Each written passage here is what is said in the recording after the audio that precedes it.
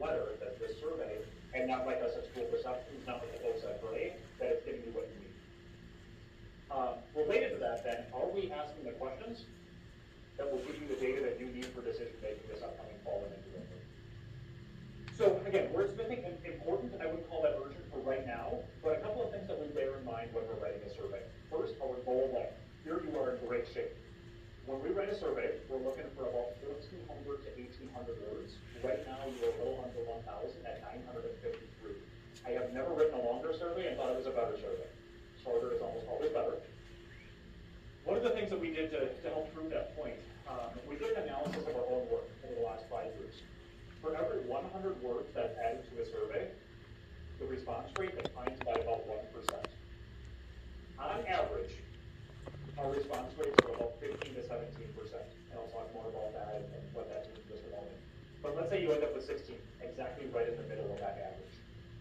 Every 200 words more, and about 1 in 8 people who would have taken your survey threw it away because it's too long and it feels like it's landing with a thud on the counter.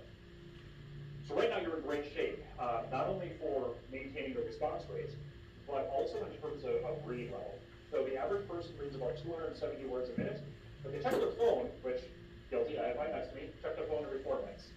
So we get about 1,000 words, a little over, before someone gets sucked into their phone with apps that are designed to keep them there forever. So what's good now is we can actually, for the average reader, get all of your survey in between those phone checks, which is great. A stat that always shocks me, and I'm maybe sad that it's true, our brains decide within 17 milliseconds if we like what we picked up or clicked on. That's how we decide whether or not what we're going to continue with something. Is it interesting to me? Is it worth my time? So whatever the first few words of the survey is, take the point. I'm not much of a sugarcoater. Tell me what I need to do and tell me how long it's going to take. And about 50% of Americans read at an 8th grade level or below. So anything that sounds like jargon. My favorite example of that is don't talk to me about negative tertiary aid in the state funding formula. Nobody knows what that means. Why would they? Nobody's paid to think like that, so we make sure we strip all that.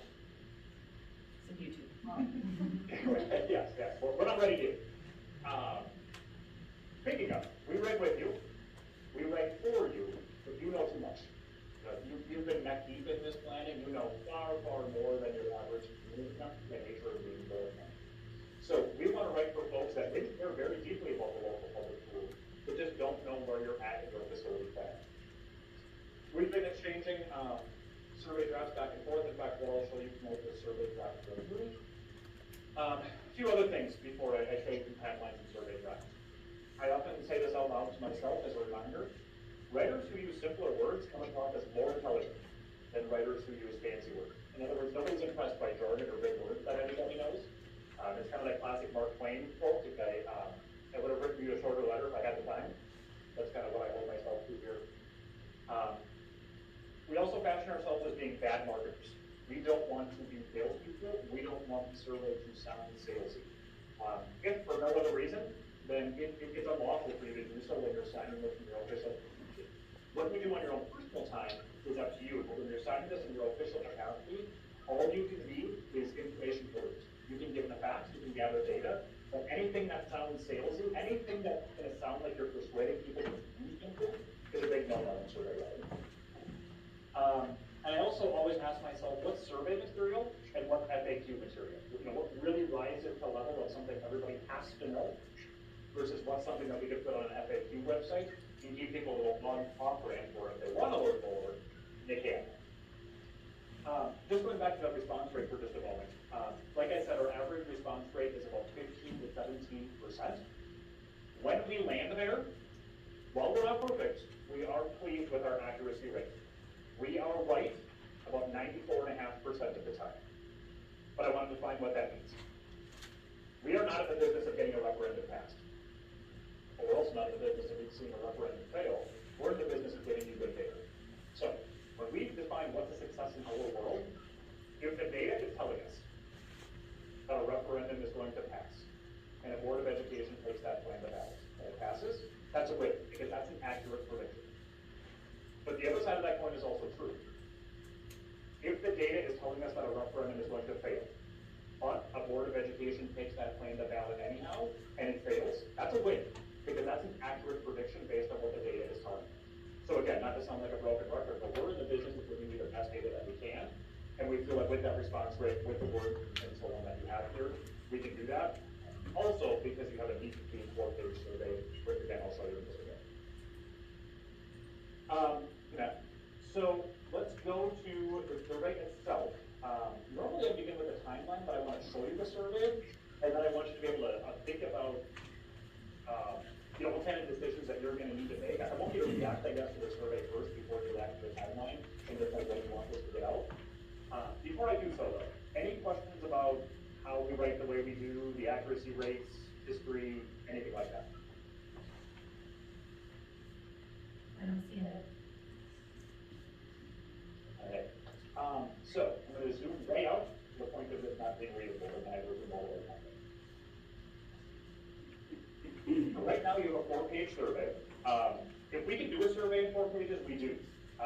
The response rate is about a quarter higher for a 4-page survey than it is a 2-page survey. Again, average response rate about 15 to 17%. When you get into 4-page territory, you're well up into the mid-20s or so on average. So again, I like having shorter because it feels like it's not alone with a thumb on the counter. And if we can do it, I'd love to be able to get you there. So this will be 111 by 17 sheets of paper folded in half. So that everything I need is going to be in one folder.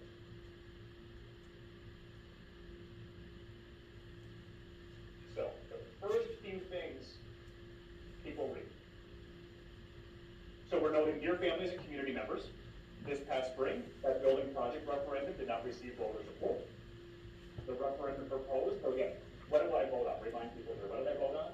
It proposed reconfiguring the district from 4 schools to 3 and an addition at the intermediate school. The Board of Education is respecting this decision and will not be pursuing this plan.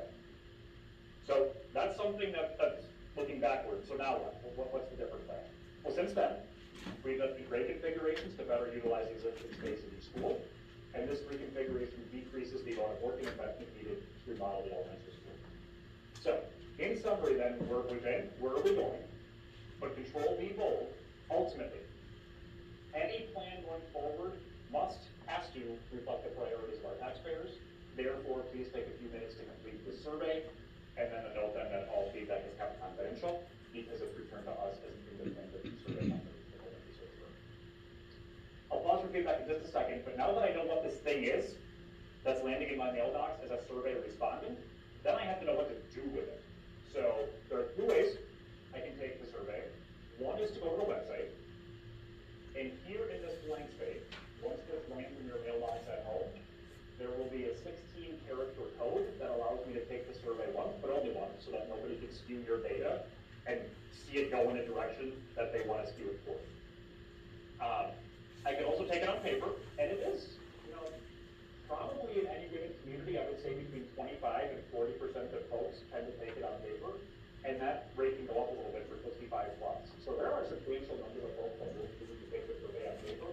Those come back to us for processing, just to maintain that confidentiality. As always, we recognize that there will be more than one voter in a household. Spouses don't always agree. I can say that because it's still at work, so I feel all voters is not around. But we recognize that people will need extra survey codes.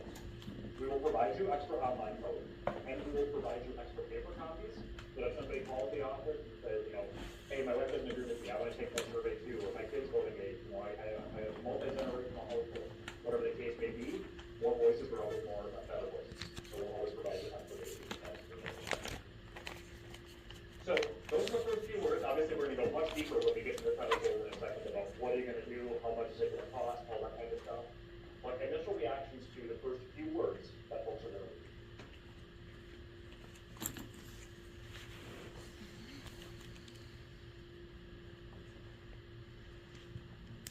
I always thought it was, we will not pursue this plan at this time. We don't know. What if these results come back not favorable and we end up going back to a different option? But it's wordsmithing and it can be fun. Yeah. I'm not sure. So make it a different color and we'll come back and look at it at a Yeah. different time. How's that? We don't have to sit and talk about it at this table, but I just don't like saying and will not pursue this, because then if we change our mind, Here it and there.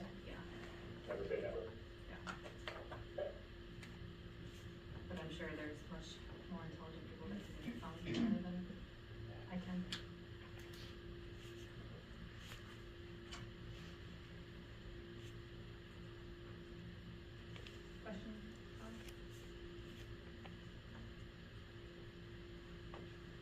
I'm looking back to you, Rob. Great. And right now we have this survey coming from the board. So noodle on that, but let me show you the rest of it and then come back and think about it. So starting with a little warm up here. It's always easier to ask a little bit about me before I launch right into something about property taxes. So sometimes we like to put the demographics in the front. Age, we want to make sure we're getting good age representation, especially from 65 plus, because they're going to be such a low number. We'll want to make sure we focus on the people who can vote in your district. A great question would be, well, why would you send it to the people who don't vote? That would be a good question. There's a couple of reasons why that might happen. Staff are under no requirement to live within your district boundaries. I could live within a different district and commute there. Any parent who chooses to open enroll into the district, by definition, doesn't live there, or they wouldn't need to open enroll in. Or to buy property. I have a PO box, I have a mailbox attached to whether it's building or land. I may not live there, but if that's on file, I will get the survey. And all that's well and good. You know, we want to be inclusive among who we hear voices from. But we have to weed anybody out who doesn't live there because they can't vote in control of an election. And that's the question now. You can slice and dice data by municipality. So if there are pockets of support or opposition or confusion or an area has more questions, we can start communication to that group. And then a couple of key groups that we're going to talk a lot about when we get the data back a few months down the road. We're going to want to know how staff feel. We'll want to know how parents feel. But then the no, the non-parents, non-staff, because they are by far the biggest chunk of your community. So we'll look at each of those groups in isolation, and these are the two groups here that allow us to do that. There's two questions rather that allow us to do that. Then we get into some financial background. So we have two graphs here, one related to you, one related to others. So first, the one about Osceola. The district's share of local property taxes is calculated using a tax mill rate.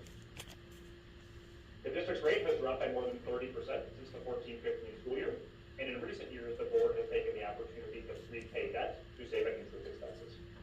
So here's just you, and by the way, we do still have some estimates in here, and I guess just put a little asterisk about that in your mind. I do want to talk a little bit about what's going to be estimated and projected and things, depending on when the survey goes out.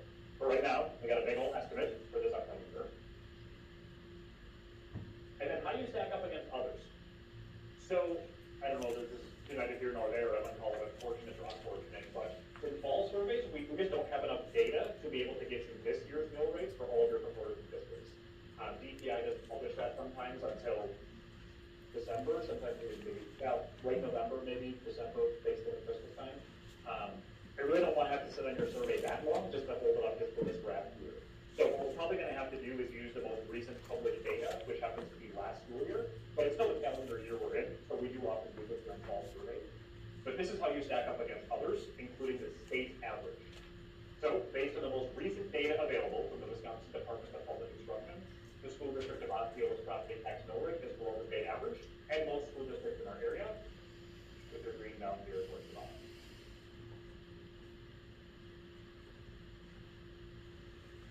Then, let me go through a few more and then pause again for your feedback. These next two pages will go together, so I want to talk to them in tandem. Now I want to emphasize that this is revised. So just to let voters know that this is something different than what they voted on in April. So we're noting here that the board partnered with an architect and construction firm to develop a new plan to update the elementary school, which was built in '63, with additions in '65 and '89.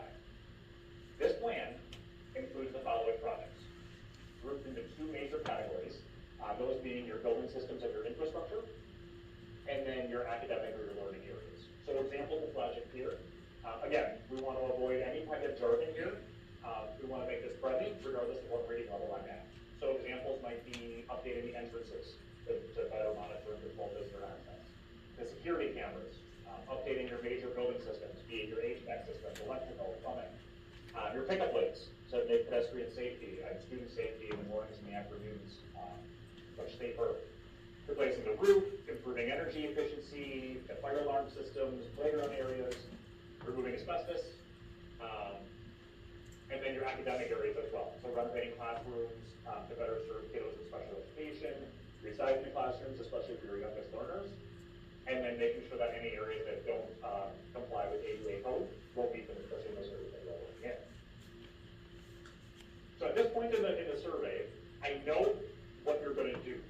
I know the staple of the project, I know what problem you're asking me to solve, or why you might need a different type of property taxes to help solve some of these things. And you'll notice that they're written in a way where it says, here's what we're gonna do because of X problem.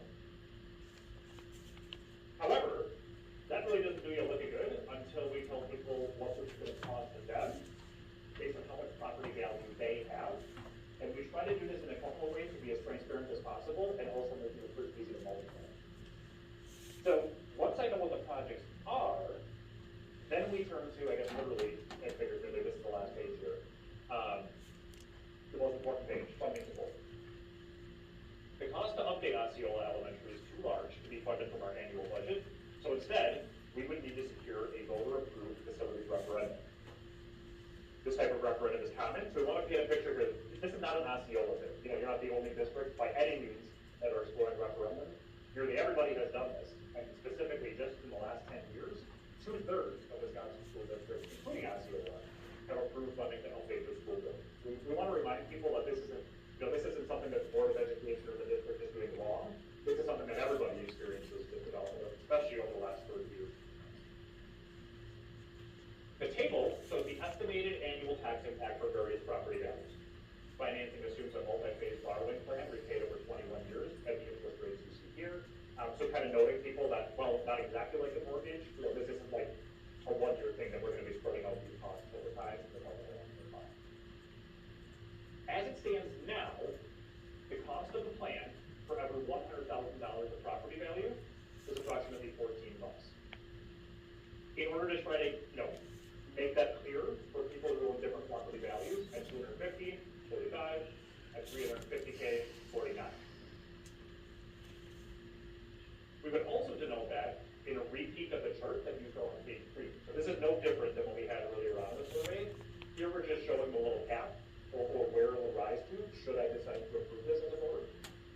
And again, a lot of these are estimates, so I guess kind of take this as a concept, not necessarily exact right now, because I know that you're still going to be working through your mill rate for the next few months. But if approved, the referendum would increase the estimated mill rate by 14 cents, which in other words means $14 for every $100,000 of property value. So once again, trying to make that multiplication as simple as possible. And then noting that in the scheme of things, this projected rate, which is currently around $5.99, is estimated to remain below the level in 23-24. So this school year actually. So in the scheme of things, we're still below where we've historically been in the school. And then you link it. So at the end of your survey, the question is simply saying, would you support a $27.2 billion referendum to fund this revised plan on the yes/no scale that you see over here on the right-hand side of the screen? The final bits of data then helps you back up the bus a little bit. Should you hear no, or should you hear from a great deal of people who remain undecided? So, if you hear yes, well then you're off to the races. But if you hear no, and there's a fairly large contingent of no respondents, this data here will help you understand, well, what is it that's causing people to vote no? Because the quantitative data is great, but these questions here will help us understand the why. So, pull back the covers a little bit. Why is it that people are motivated to respond the way that they are? So this is simply a repetition of the projects that are on page 3. So we're repeating all of them. We made us save a little space because we're running out of room.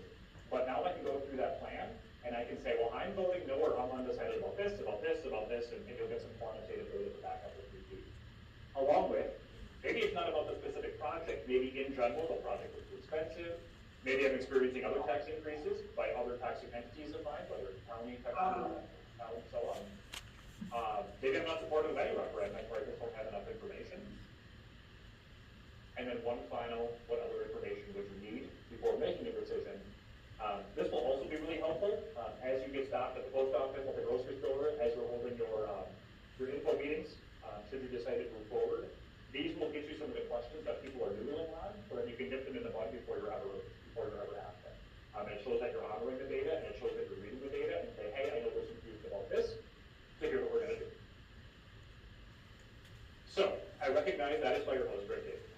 So let me back up and talk a little bit about some of the questions that I still have, and certainly allowing you the time to react. I guess things that I'm still thinking about are timeline, and depending on when the timeline is, we might have more information about what your actual mill rate is and so on. But I guess, look at this from a general perspective for a second, kind of the types of questions, the way the data is set up, reaction to the 4 phases that you see here. Take me where you want to go.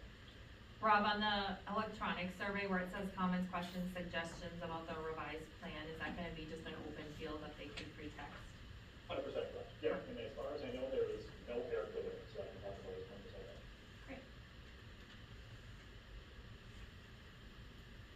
Something I noticed on page 2, I have a hard time, maybe it's just me, seeing the difference between, on the graph, between the blue and the green. Sure, easy fix, we can make Wisconsin red maybe or something like that. Something. Yeah, Good. I think of some of our people with elderly or disabled, but, I mean, Kurt's colorblind. yeah, exactly, yeah. Something else I'm curious about, and again, we're not wordsmithing, but kind of I am. On page 3, it says replace heating, ventilation, plumbing, and electrical systems that are original to the building. Yep. Are we only replacing heating, ventilation, plumbing, electrical systems that are original? Or are we doing it all over, but just noting that there's pieces that are original to the building? Good point, Brooke. Yeah, I think we probably can change that to be, most of which are original to the building or something like that. The budget, I believe, carries all replacement, not Okay. just the original section. Thank you, that was something I noticed. And then, the next line, reconfigure drop-off and pickup lanes. Is it areas?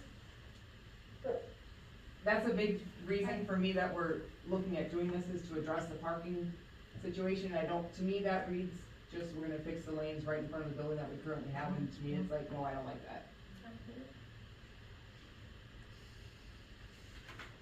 You want to know parking in there? Maybe we could say 5 parking lots or something like that. I don't know, I just didn't really like what it was. We'll technically do both, right? Drop off. It's parent and bus drop off, pickup, and parking reconfiguration. However we want to term that.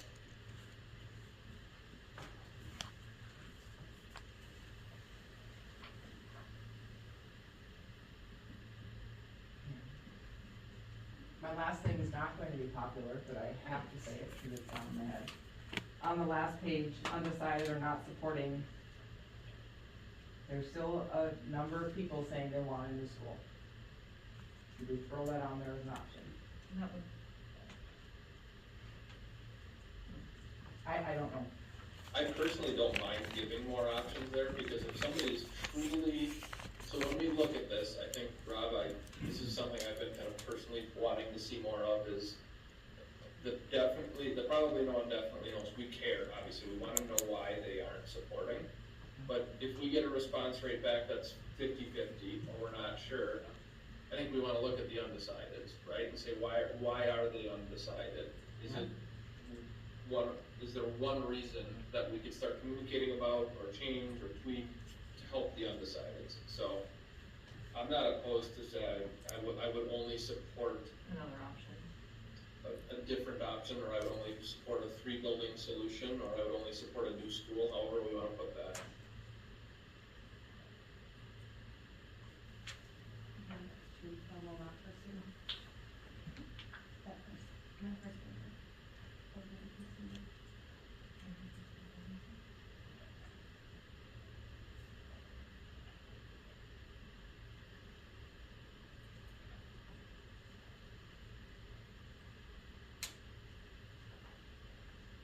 Do you ever, in like the front part, right on the first page before the survey box, where it talks about confidentiality? Yeah. Do you ever put anything in there saying, I don't know what, but this won't be used for any additional information, or we're not gonna spam you with more things, or is that too much? We don't normally, I think the more you say there, the more I'm gonna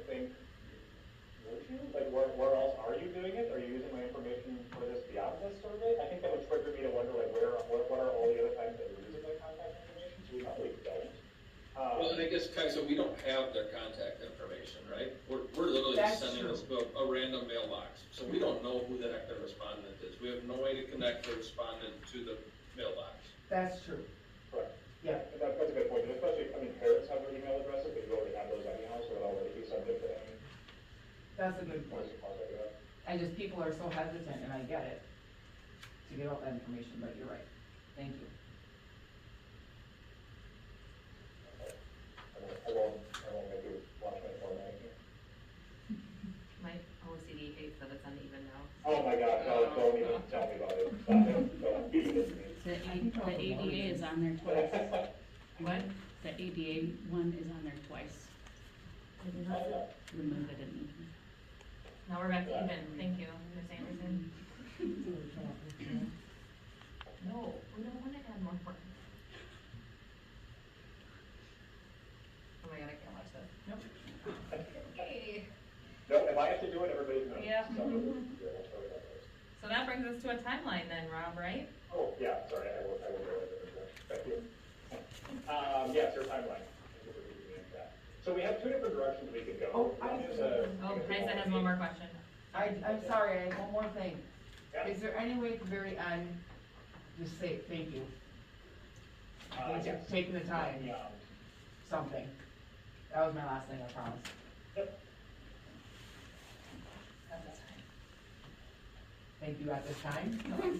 This is your last thing at this time. At this minute.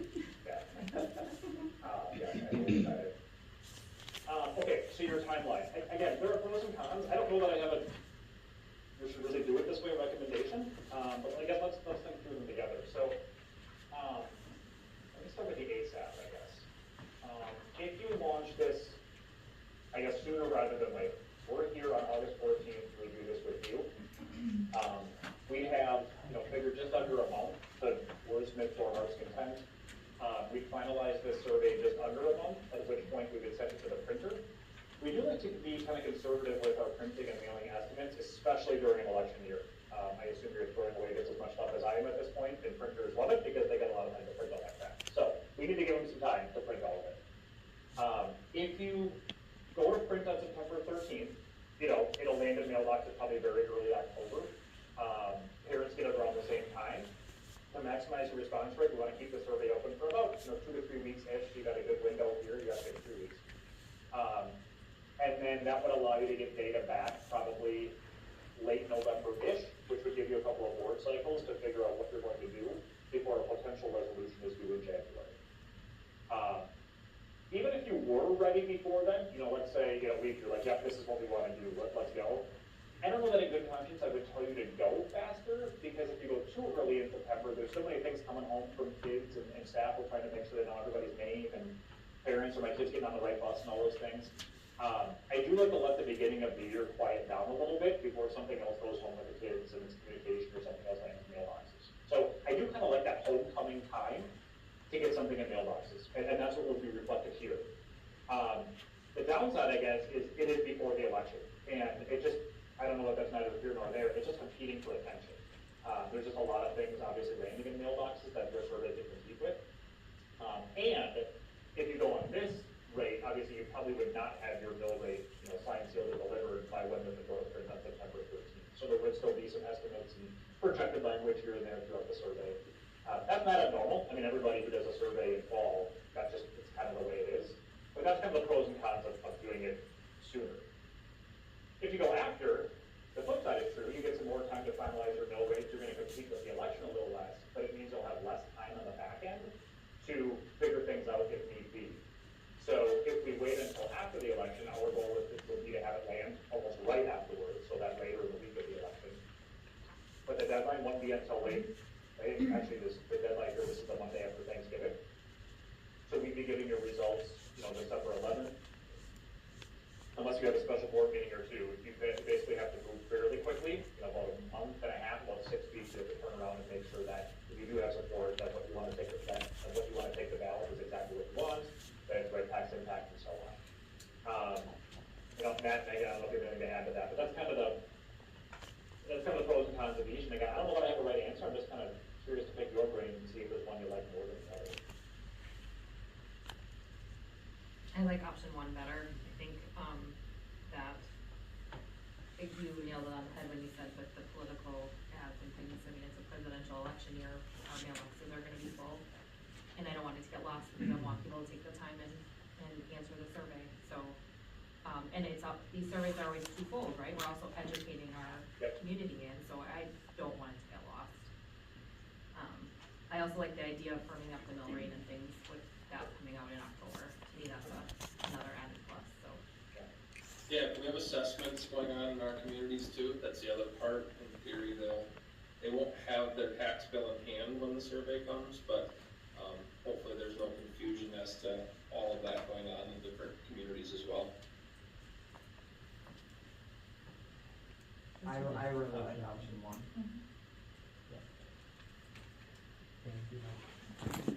Rob, remind me, option one is the ASAP or the holding for a little while? I didn't do it. Option one is the one I presented second, so. Option one is holding. That didn't help me, that's why I'm confused, thank you. Option one is the, waiting until after the election, the one I have up right now is the one that I. And Jan said she doesn't have a preference, so. Yeah, and I guess to me, as long as option one / waiting till after the election, that path is one I have not considered. I appreciate school perception bringing it forward as an idea. A little less noise going on when this lands. It will, board, just know, we're gonna have to move very quickly after we get the data back to make a decision to go ahead. And I don't think that's a negative, as long as you as a board are committed to doing that. It'll probably mean a work session or two that maybe we hadn't considered, to try to get out in early January with a resolution, if we're going. But I just wanna make sure we realize that that just requires a little urgency, and you as a group have been great about meeting more frequently if needed, so. I would guess we're gonna need at least one, if not two additional work sessions if we go this route. Unless the data's crystal clear on what to do, then maybe it's really easy. Well, the only other thing that I think about is the opening page where we all put our names on it. I mean, that we would like, this is coming from us. I love that personally, because it is coming from us, but, I don't know what we've done in the past as far as surveys, who was done. I thought it was our superintendent in the past. Is it fair, Rob, 95% of the time this is the way it goes? Yeah, either, the entirety of the board, and I would say, force the piece, and whether the superintendent's got their name on it, I can go either way on that one, but it almost always comes from the board. Yeah. Obviously you have tax levying authority, so that would make sense for everyone. Rob, those names don't line up right though. Can you fix that offline, please? Yeah. Yeah, thank you. Yes. I got it. I know you saw it right away too. Next time I have a nurse put a needle in my arm, I'm expecting it to be exactly symmetrical. You should see when they have a tattoo there and I have to do it, oh. I can't. Because there's lines and patterns and oh boy. Questions, thoughts? Ideas? I think Shannon, anything to add? Waiting. I think that works better for what we have going on, more information and time. Awesome. So the thought was that we bring it back at the next meeting at a more finalized version. So if there's other thoughts that you have, please bring them forward or send them to me and I will get them passed along. So should we establish a board meeting where we want final approval, Rob, given that we now have a schedule the board as a week group? Which month do you want formal final approval to go to play?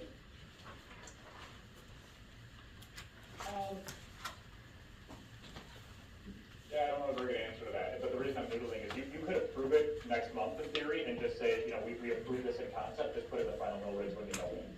And that would probably expedite it, and make sure that we can get it exactly that, right after the election. I would maybe prefer that, but if you'd like, depending on when your meetings happen, if you wanna wait until you absolutely know your mill rate and it falls after that, and it allows us to send it to print on October 24th, that would be fine. When are your normal board meetings? Is this a normal night? Yes, Is this a second Wednesday? it's usually second and fourth.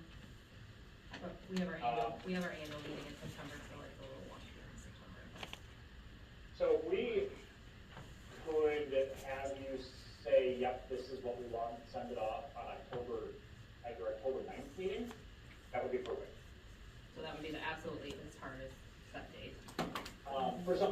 schedule. Yeah, I mean, if you really wanted to schedule something special because something came up on October 16th, that would be fine, but to keep your normal schedule, the latest would be October 9th. And I think Yeah. we should have no trouble getting it done.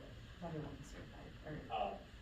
What I'd love to be able to do, actually, if we can follow that, we would actually send it to print immediately, and then they print it and sit on it. That way they know it's done, and then we just tell them when we want it to go to the post office, and we can align it much better with this date here. The longer runway they give the printers, it just makes me less nervous. Levies won't be certified till October 15th. Well, that could be another, then we could have you more or less finalize it on the 9th, and just say, like, just wait and make sure that the numbers that are certified are there, basically just leave it an X or our best estimate, and then send it on October 16th, that would be kind of good.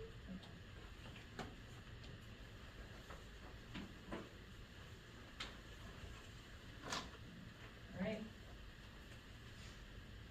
Okay, I'm gonna play with some tables, play with some three, and I will, send something off to you, Becky, before the end of the week, or maybe like 20 minutes tomorrow. Super, thank you, appreciate your Very time. nice to meet you, Rob. Thank you. thank Okay, you. take care, we'll talk to you soon. Matt, Megan, anything else to add? Nope, good discussion, looking forward to seeing what the community has to say. Awesome. Thank you both. Agreed, thank you. Thank you. All right. Anything else on the agenda, Madeline? Yes, facilities planning, we have a lot. Oh, yeah. Sorry, Debbie. That's okay, that's okay. Is Matt email you still? I think so, yeah. So I just make sure we see what this is. So Rob stole a little bit of the thunder on a few slides, but that's okay. I can fill in the detail and the gaps behind some of those figures. Actually, here we go.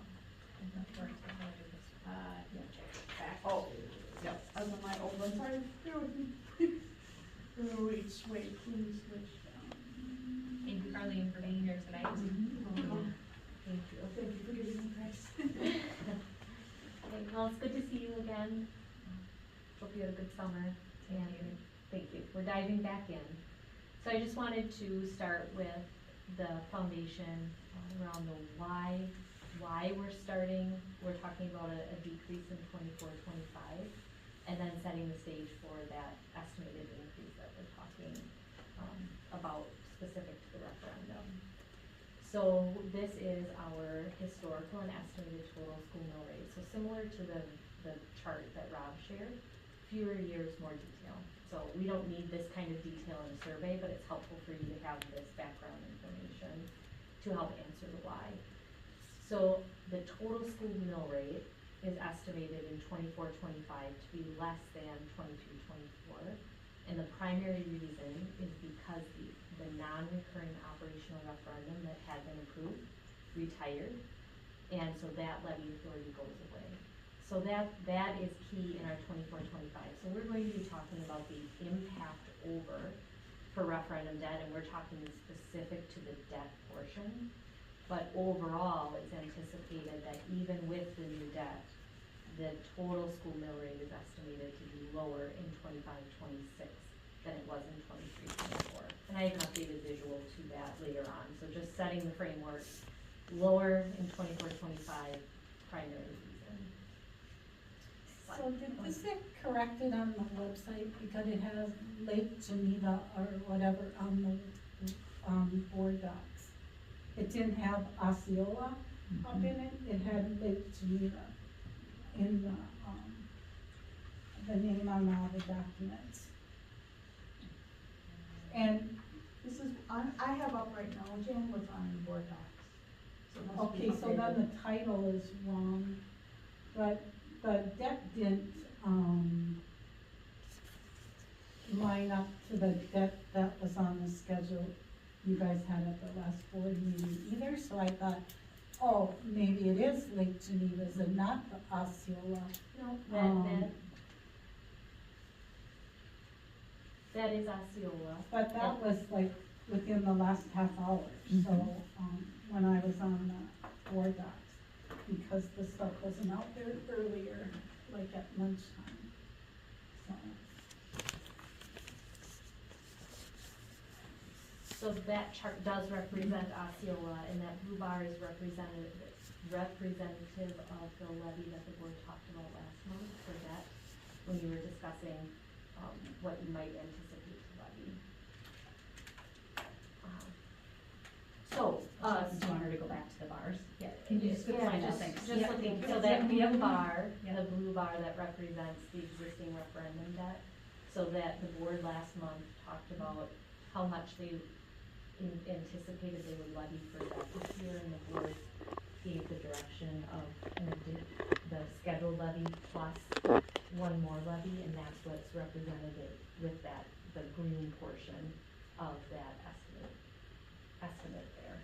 It does say Lake Geneva on the top once you open it, it says Lake Geneva J1 School District. But the link on board docs says Osceola, so that's where it's saying. Oh, I see, yep. This is yours, I see what you're saying. Sometimes our PDFs, as we ship them over, keep that title in the background. This is you, 1000%. Okay, so moving ahead, each time I come, I like to share with you our MMD. And again, this is the 30-year history of borrowing for a 20-year issue, which is the maximum school districts or municipalities can borrow, and this is for AAA rated.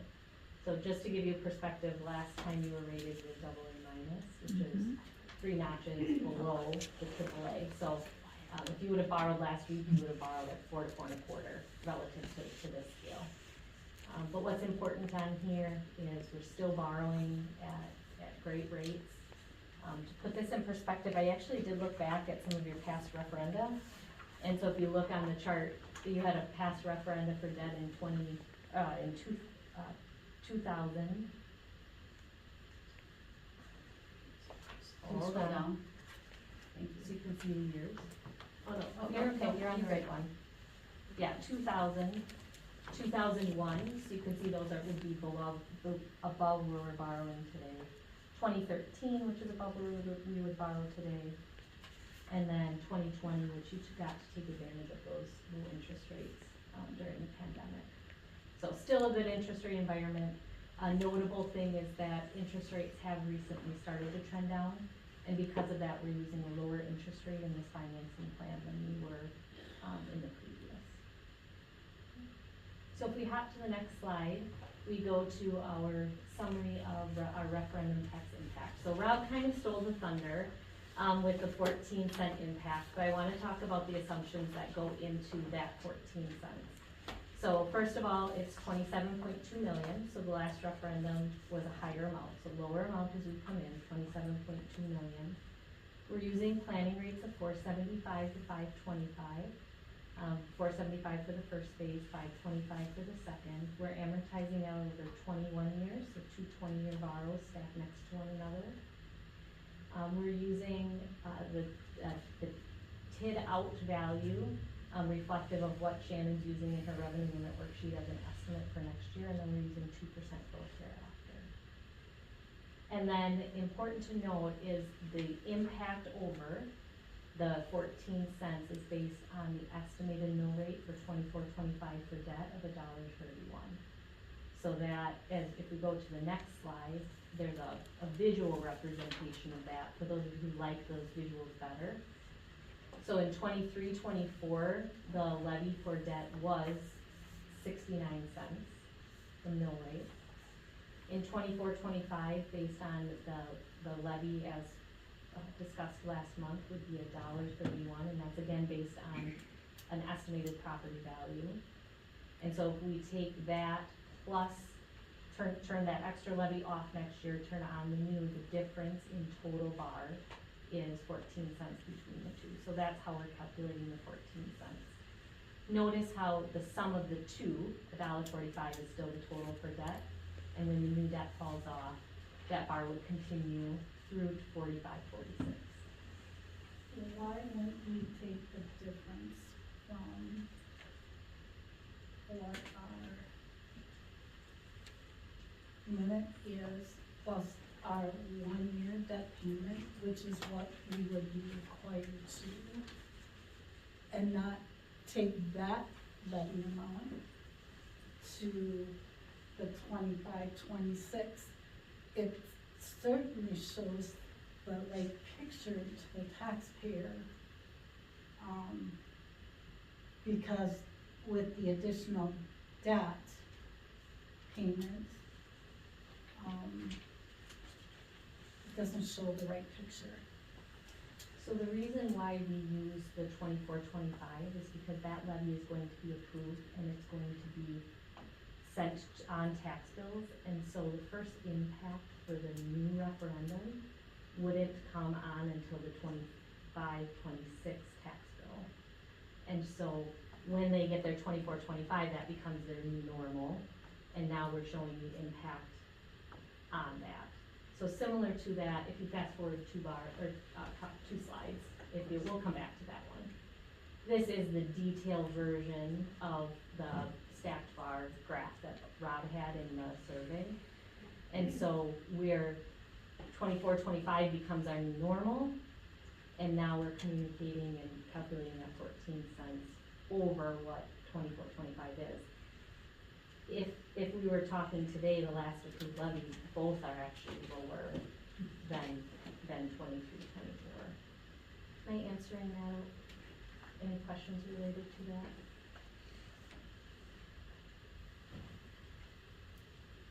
I hear what you're saying, Jan, that it's a definitive year, and then a definitive year, but we're talking in 2 years' time, and that was what I actually asked Debbie to explain that exactly to me today, because I was like, okay, because 24-25 is already going to be set, and then you look at, okay, what's 25-26 going to be? That's why I liked the blue bar chart, because then we're talking just about debt over time, versus when you have the operation in there, that bar then becomes, it appears the debt's a lot smaller, because it is, right? But when you look at the debt by itself, it's much more helpful. Yeah, I have a lot of issues with that, but, and also like comparing Osceola to all the other schools in the survey, because there's a lot that goes into the mill rate. That's not explained in that chart. And so to me, that's misleading a little bit. I agree. So, However, we do that for everything that we do in this district. It's state test scores compared to the middle border conference. It's this compared to the middle border conference. And there, we don't put how many staff or how many special ed. So I hear you, but that's the feedback that I get from the people, clearly compared to everybody else, and I'm like, it's not comparable. What it is, you're hiding something then. So that's me, yeah, that's the, because I'm like, we don't need this chart. And I was told, yeah, we do. Or just put the state average. That was the other option, they said, just put state average and Osceola. And I was like, we can do that. So please know, I've heard you say that for multiple years, and I was like, okay, here's the feedback. And what I got from the people on the team was, hey, right, like you're continually asking, and we do that for everything that we talk about. Well, when we talk about this, well, how do we compare with wages? How do we compare with staffing? How do we compare with people in performance? That's how we've done it. So I agree with you, there's a lot that goes into it. so, and I have to apologize that I missed the meeting last time, but it was work related and whatever, so I couldn't do anything about it. But the additional debt, did you add the debt in the $5,000 increments? Because when we went to prepay the debt, you said you had to do it in $5,000 increments. So when the additional debt that you guys chose, was that in $5,000 increments? The additional amount that you guys put on for the projected levy? So I can speak to that, the number was sent over. So because I don't know what the number was, but. Yeah, so it was one additional payment, and it was not to the exact $5,000 increment, and what would happen is those dollars would get deposited into the debt service account. And just like last year, any interest earnings that happen can also be combined, and so even if you levy to an exact 5,000, it's never exactly 5,000 in that account because of interest earnings.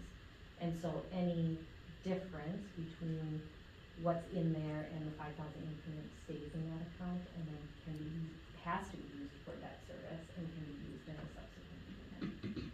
So you aren't required to levy in $5,000 increments. It's just when you go to prepay, the bonds are are issued in $5,000 increments, so you have to put it in that range. And so when that was done, was it also decided that that extra payment would be paid like in October when the regular debt payment, was made, or was that not determined? So just to verify, the board sets the levy in October. Yeah. So this was the intent for the financing plan and moving forward. So we ran the hypothetical prepayment as of June 1. And the reason why it's June 1 instead of April, when the payment is, you know, assigning it with May, your other payment, is that if we wait until after the referendum if you go to referendum, so if you don't go to referendum, then that changes the conversation.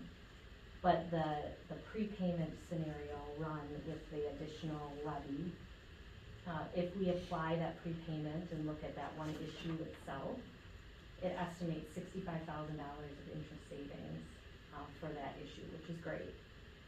We ran that same scenario in a more comprehensive look, because if you remember, your current debt you have outstanding is borrowed with interest rates between 1 and 1.6%, which is lower than you would borrow today.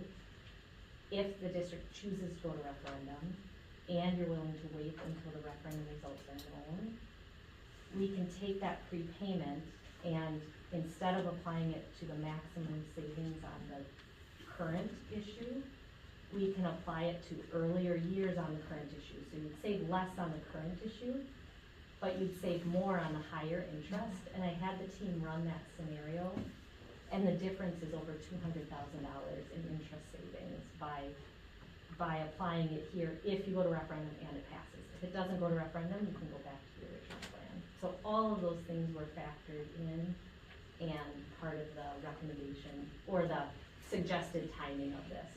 If the board chooses to levy and you don't go to referendum, or you come back and say, well, we want to forego $200,000 in additional savings, which I wouldn't necessarily recommend, but you could, then you just prepay as early as possible. But if we're gonna go to referendum, on the levy, tell the taxpayers we're gonna do the additional debt payment, and then not make the additional debt payment, we're not being truthful to the taxpayers. But you would be making an additional debt payment. But you're saying taking that money and then doing it on the new debt instead of paying it on the current debt. Applying it in, so the most savings happen if you look at this issue as a whole. The $65,000 is generated when you repay toward the longest maturities, because on one issue, that creates the greatest savings. But we're telling them we're prepaying our current debt. Correct, and this financing plan shows you would still prepay your current debt. We would just, instead of prepaying the end years, we would prepay the earlier years. So it would save a little less, it would save less on this, but it would save exponentially more on this. Because it's the lower interest, or Correct. So it's truthful to your, yeah, you're still prepaying. It's just choosing which year you prepay in order to generate the most overall interest savings. Are you gonna prepay our current debt or future debt?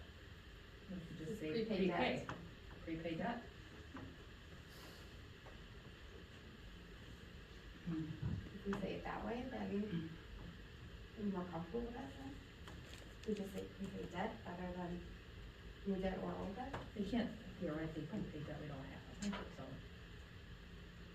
No, if you're gonna tell them you're gonna prepay the debt, I think you should prepay the current debt and pay down on that $10 million and get it paid off. But it has a better interest rate, so the better cost savings for the taxpayers if the April referendum were approved would be to prepay the higher interest rate debt and save money on interest throughout. And I think the taxpayers also love when we save money, so if it theoretically was approved. And we can, if you as a district would rather save $65,000, if you choose for a referendum, right? This becomes a moot point if you don't go. But if you do move forward and it passes, if the board wants to save $65,000 instead of $270,000, so say $200,000 less, we can do that still at that time. The decision that the board makes in October is how much to levy. And so we can get to the 14-cent impact this other way. It would just generate more interest overall on this financing plan. Down the line 20 years from now. Is there a reason, Jan, why I wouldn't wanna save an extra 200,000? Well, if you're telling them you're gonna have an extra levy, and you're gonna do that and prepay your debt, you should prepay the debt that you currently have. But it doesn't say current, it just says prepaid debt. If you had two loans, one with lower interest and one with a higher interest, and you had the choice to repay, would there be one you would choose over the other?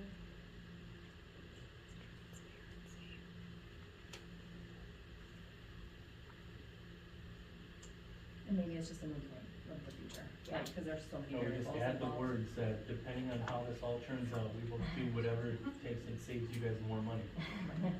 Cause $200,000 is a lot of money. Right, if And it was I don't think they would, Well, and 65 we versus can- we can 67,000, take this different and story, but, Yeah, right. but again, it's how many variables of undecided things in the future, so right? if there's a different way to word it. Maybe, I don't know. I respect the transparency piece, but if there's that much, Well, if the referendum does pass, that becomes current debt at that time. Yeah, and I wanna be clear, like, we still can apply that payment to the existing debt. We would just prepay earlier maturities rather than the end maturities. Sure. So that we're building a gap to pay the new after we repay the old. So it's, we can still prepay the existing issue, just different years. Okay. It's still a board decision. Correct, Either way fast forward, of yep. the future, yeah. You got it. It always comes back to you for approval. Yep. Okay. So, Skip to that. yeah, so we skipped ahead. So I know not everyone likes these numbers, but some do. So let's talk a little bit about the more detailed assumptions that go into the financing plan. First, we've broken it out over 2 phases. We show the use of that debt prepayment, so you can, so let's start on the left. Far left is what is currently scheduled and outstanding. You see you have a handful of years left on the old debt, we can call. The new debt is proposed to be financed over 2 phases. Don't get too hung up on the exact dollar amounts that go with each phase. This is based on the market today. And when we look at our financings, we're trying to get you the lowest mill rate possible within, less interest cost, maximize interest earnings, and minimize interest rate risk. Those are the kind of the factors we're looking at. And so this finance plan in today's market accomplishes that. Fast forward, if the district goes to referendum and it passes and the market looks different, we may propose, and if we can still get within the 14-cent impact, issuing it all at once. We may propose breaking it out into a 15 million and a 12.2 million. So the dollar amounts can shift. The impact we're looking at is that 14 cents, and if we can do better, that's what we work toward doing.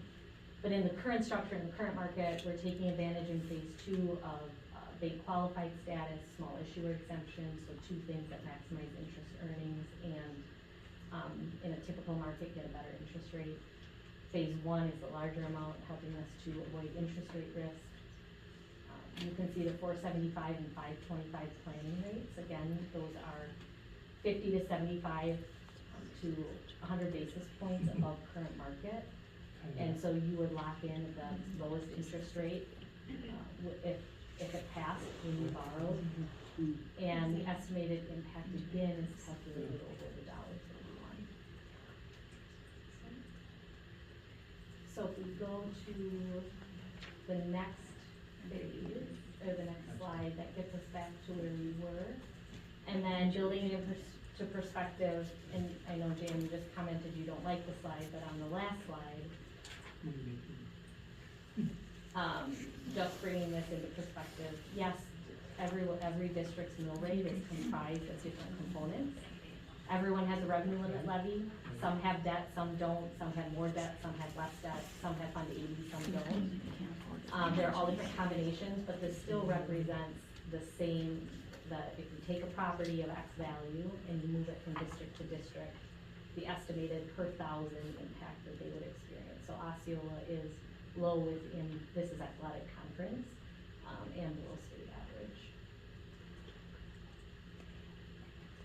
So is there, did I talk through that thoroughly? Are there any questions on that?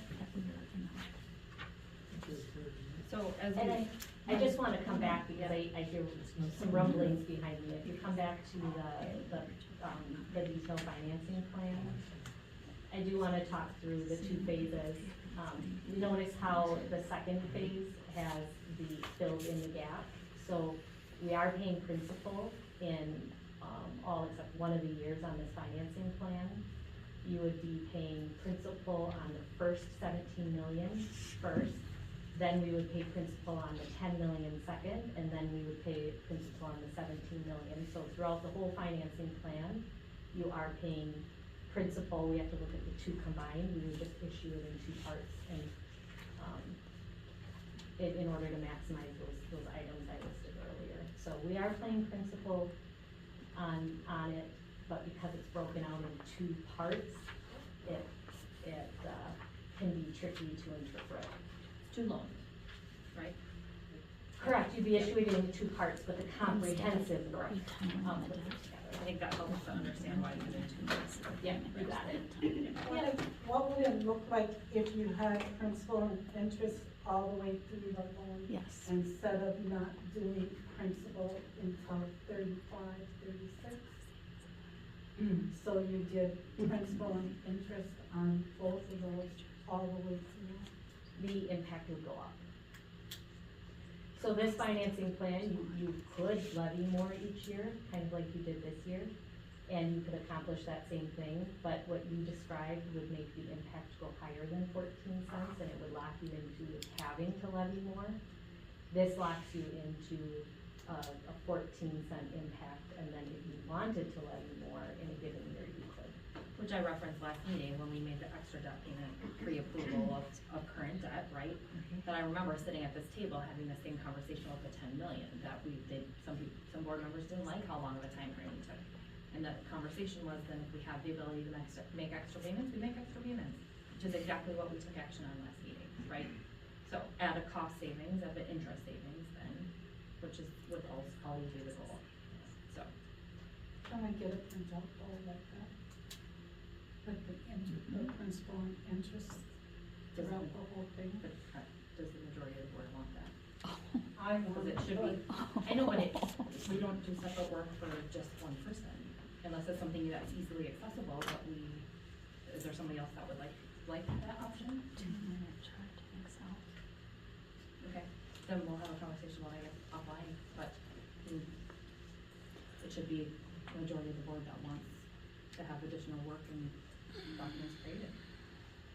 If it's not an option that is feasible or a pathway we're gonna take, then am I wrong? That's how we've always done it. So.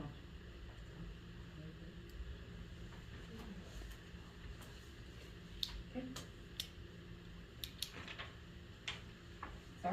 I'm sorry, but it's like asking for, I'd like to see a whole nother company take on this whole debt structure for the next 30 years. If I'm the only one that wants that, why are we gonna have Becky and Shannon go do that when that's not what's in the best interest of their time and money and taxpayer dollars to create a whole nother plan? So.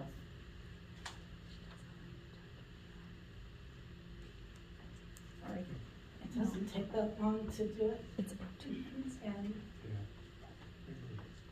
And I think that as a community person, they would also appreciate it, but if you don't do it, don't wanna do it, don't do it. I can do it myself, I know how to do it. But if we ever get to a referendum, I do want it and whenever it comes time to that. So,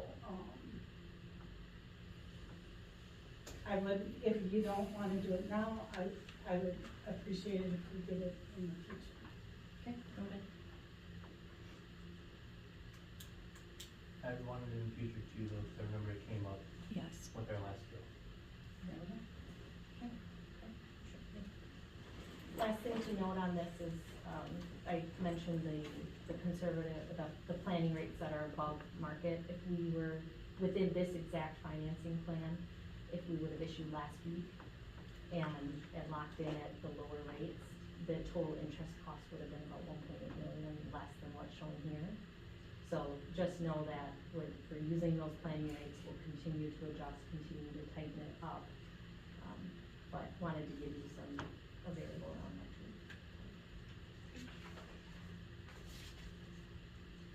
Questions for Debbie? Shannon, thoughts on this information? I know you're co-presenting. We got everything. Alright. Does that entail the agenda item of facilities plan? I believe that it does. Alright, thank you, Debbie. Thank you very much. Thank you. Double safe. Item 3 is engage in continuous improvement of the student support systems and programs. Item A is review annual meeting and budget hearing agenda. I feel like we were just here doing this last year.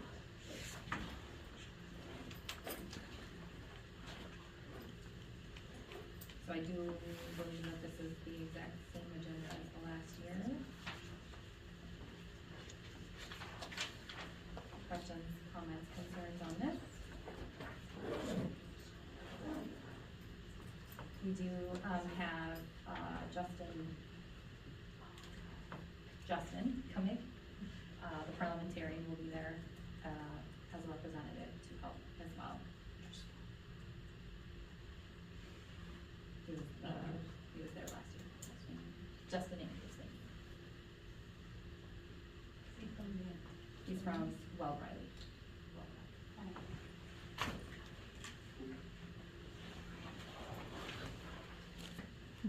So if there's no comments with this, we will move on to item B, which is review the 24-25 proposed budget for budget hearing.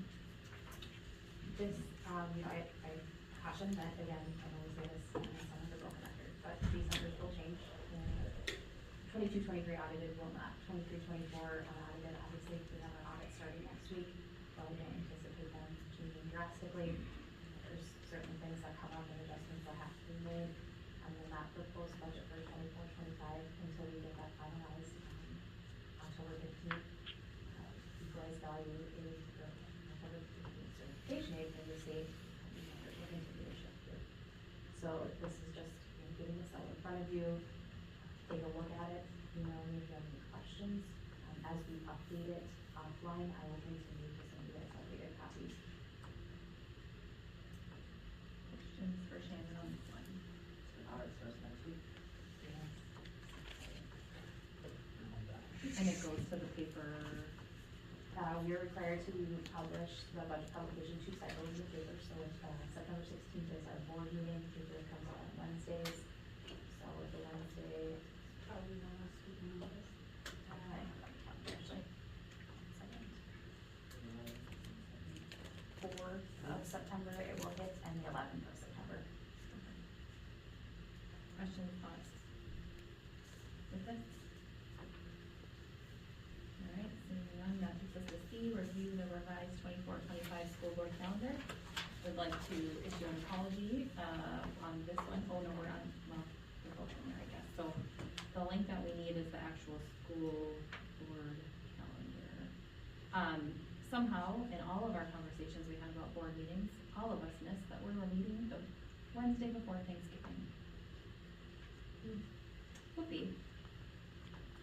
So, the proposal would be to move it to November 13th. Yeah, the other one. Thank you. The proposal would be to move it to November 13th, which would be the Wednesday before, because I don't think any of us would like to be here. No, wait. Just the 13th, and then the 11th. So then we also moved this to beginning of December, no. Well, we talked about it and thought we may need a special session in there with, survey results and things, so it kinda gives us that flexibility to So you're saying just take out the 27th? take out the 27th. And add something here? Correct. Later on. Yeah. Unless you guys wanna be here Wednesday at Thanksgiving. I have plans with a movie theater to see my kids, so rather not be here. The more time I can spend with all of you, I consider it a win, so I'm Right, fine we can have our own with whatever Thanksgiving you guys feast. want. Friendsgiving. Already got my anniversary. So that is why this is back, and I apologize, normally We also added a committee meeting to December 11th. that's what it was, yes, Yes. cause it didn't have one. Yeah. For some reason. That's we right, missed it just didn't have one, that's right. Because we had it at the 11th, but we didn't have a committee meeting. Correct. And we only had one meeting that month and no committee meeting. Didn't seem like a good idea. And the more meeting in March is not spring break, right? It's not, we moved Originally that. had it, we Nope. got that moved. Okay. Yep. Your calendar invite would have been updated by April, because we had it on the 12th. I thought we moved it the last time, the calendar was moved last time. We moved spring break, but for some reason, the invite still went out as the 12th, so it was in our calendars wrong, so, well, I do. So that is the change, and that is why it is back again, so. Okay, awesome, there's no questions, comments, concerns? Yeah. Yes. Yeah. Yep. This is approving the one that was presented tonight. That's where I was confused. This was the one she, yeah, this is the change. Yeah, this is the change. That's what we would be approving on tonight. So. All right, and then that brings us to item D, review the 24-25 school board work calendar. Not confusing at all, because everyone was different. And that one is our annual document that April and Shannon bring to us that has the key dates for the next school year. And there are some that we don't have the dates on them, we'll just have to continue as we get closer to fill those in, update it and send it out. So I think it's a live document, it's not on here, but it is a live document, otherwise. All right, questions, comments, concerns on that one? All right, that brings us to item 4, improving our instructional strategies supporting student learning. A is review student-related fees 24-25. I just wanted to make sure that y'all know what student fees are out there and about and where we're sitting, so, if you have any questions, we're happy to ask them. One of the big shout outs that I think are incredibly important, if you look under the athletic fees, spectators 65 and older are free to come into events starting this year, which we think is really powerful, and we'd like to invite as many people to the table as we can, or to our events, to have that opportunity. So that was a WIAA Middle Board Conference got together and said, yes, we all agree to this, so I think that's pretty powerful. And then also at the bottom, just free and reduced. I think it's always important for us to remember, we have about 30% of our school population that qualify for free or reduced meals, and we do take that into account. So your principals are very engaged with ensuring that people who need get what they need. The same with the device protection plan for athletics. So people who sign up can opt in. So if you know families that are struggling and they aren't applying, please encourage them to apply. Can you tell us the differences for OHS parking fee at the 15-25? Sure can. Halfway through the year, we have kids that get their driver's license and want to start coming to school with them. Sure. And we don't feel good about charging them $50. Well, Gotcha. I don't, Scott does.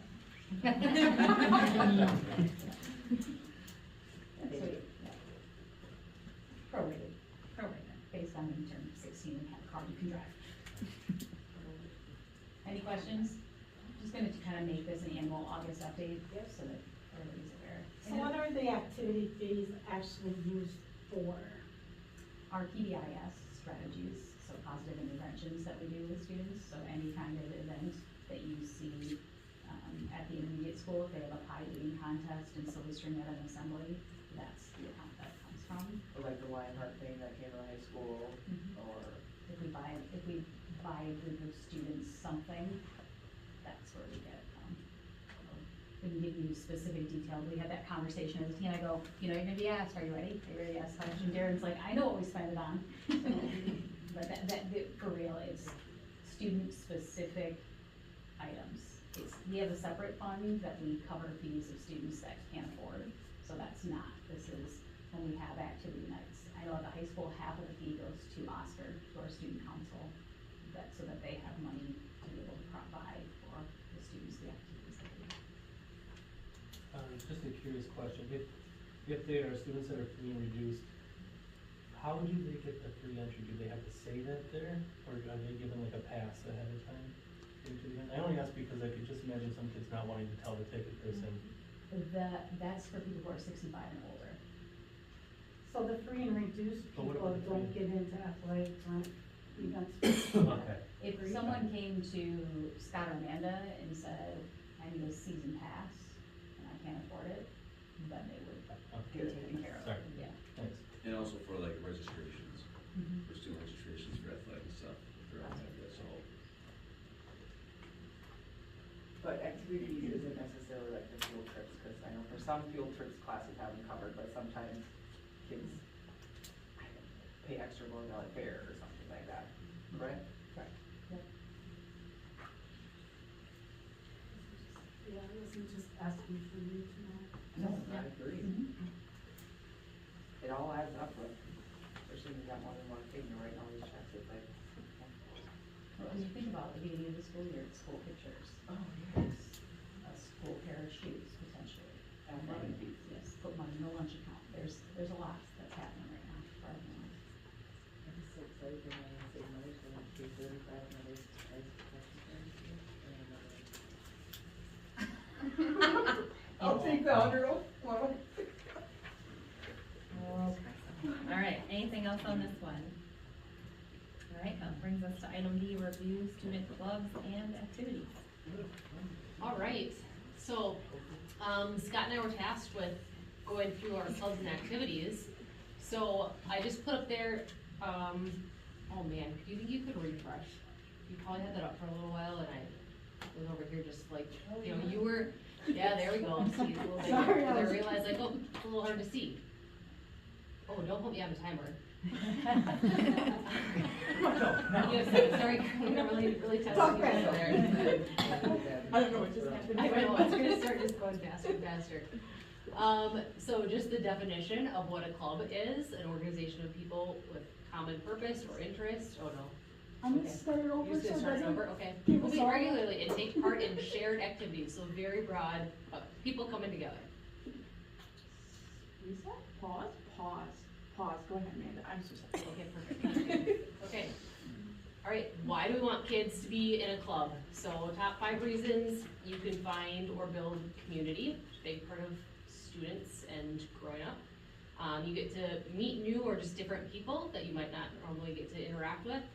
You get to develop some really new and cool skills, can help boost your resume as you're thinking about leaving high school. And then, of course, it's just fun to try something new.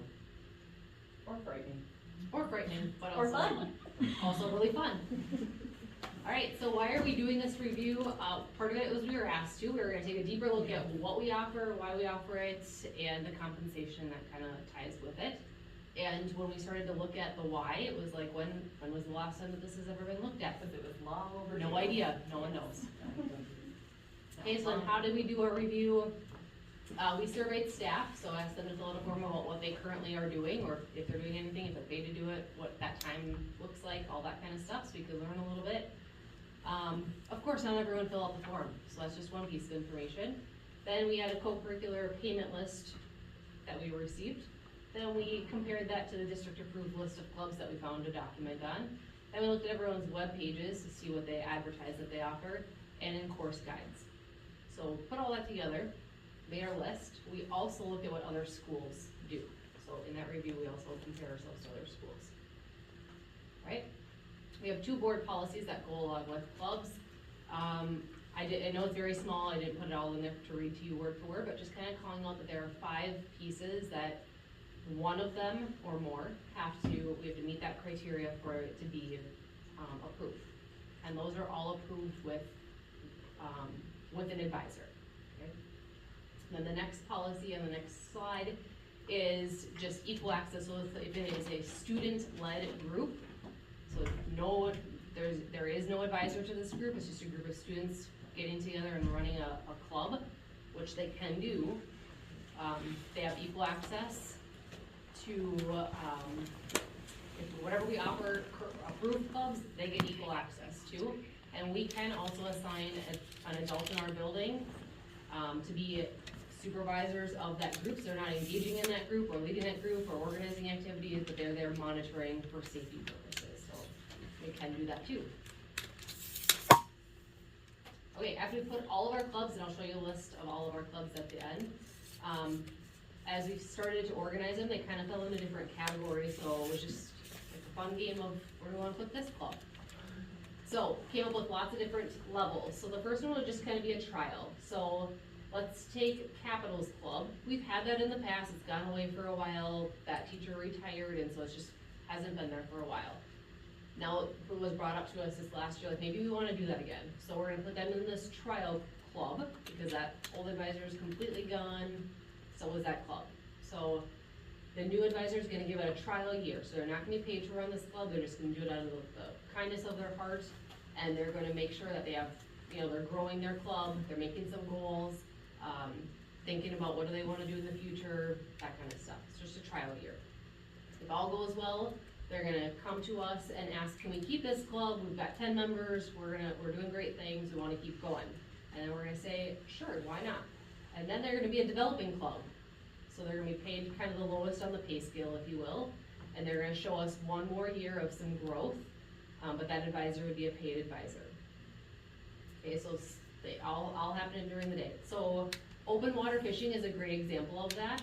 The current advisor of the ice fishing club, they did an open water season this last year as a trial. So he wasn't paid for that, he just did it to see what he could do to get kids involved. Kids wanted to do it, so he offered it. So now he passed the trial piece, and now he's in the developing club stage for this next school year. Okay? Then we've got level 1, and then there is level 2. I think the biggest thing for Scott and I when we were going through these was to try to figure out, which is really hard because they're all very different and it's all great, but how much time, effort, organization, extra events, like what are you doing and how do you break that up into 2 different groups? So I think where we kind of settled was with the time that they're doing during school versus out of school. So level 1 would be pretty much all during school hours. You're already on your contract, but you're providing an extra for our kids. So they would be paid just a little bit more. So that would be, creative writing club. Kids are getting together, that advisor's organizing what they're doing during creative writing club, giving them feedback on their writing in a very different way, but not doing any events outside of school. Whereas level 2 clubs, your academic decathlon, they're going to competitions, they have a state competition, they're doing practices outside of school. Bowl club, they offer empty bowls night, so there's events that they're putting on. So there's just a different level to what those clubs are doing, therefore we felt like they should be compensated slightly more than that level 1. And then we also realized that there are some just positions in our district that are more coordinators. They are maybe still a club, but they're much heavier than some other things. So Oscar is student council at the high school, they're doing things all year long, there's a lot of work for that advisor. They're gonna be paid a little bit differently than a level 1 or level 2 club. We also need some of these leaders, so it's not just student led, it maybe is a little bit more adult led, that we need someone to advise our 9th graders. So we need people to chaperone the dance, we need people to help organize prom, we need senior advisors to make sure that kids graduate. I don't know, they do lots of things. So we need those people, so we're always gonna offer those positions, so they're paid a little bit more. We found a lot of inconsistencies in how they're paid at this level, but that's something that we'll keep working through. Okay, compensation, I talked a little bit about like the gray, fair isn't always equal, so we're trying to kind of put together in that box of orange on the left, just what's the different level of that club. There were 3 big pieces to the compensation change from last year to this year, which also, like, to go to 40,000 to 50,000, that includes, like, there was already a 24, 25 adjustment to that pay scale, so that includes that bump up already. But like BFS at the middle school, they meet before contract hours, meet almost all year long, they have 70 kids in the weight room at almost every day, they're not paid a dime to come in, so like some kind of compensation should be given to those people. Chief Outpost, she runs a school store for the whole district, hasn't been paid a dime for any of that work, so some kind of compensation should be there. And then just kind of adjusting or equaling some people out. We didn't decrease anyone because they've already gotten their letter of intent for that position for this year, so there are no decreases. The caveat to that would be like if an advisor leaves, we might bump that next position down to appropriate level to make it a little bit fair, because just, I mean, if an advisor's doing a great job and it's a person and you know that they're putting a lot of work in, I think that's how the pay scale has changed over time for different people. Okay, and then moving forward, some of our processes and expectations. Just asking our club advisors to give us some information. We will set some expectations for them. We will, like, for example, we're gonna have a universal place to post signs. They're not gonna just be all over the hallways, but each building will have a spot where it's like an information, you know, bulletin board for them. Each building will set expectations for when and where they can meet, stuff like that. So just some expectations for club leaders, because there hasn't always been that organization behind it. And then some organization on how do we start a new club, which I talked about at the beginning with the trial and all of that kind of stuff. We have to approve it. We'll give you a board update once a year so you kind of know what's happening. And then just kind of setting the minimum of, especially for our paid advisors, having at least 10 people in them. So just kind of setting some boundaries a little bit. Amanda, Yep.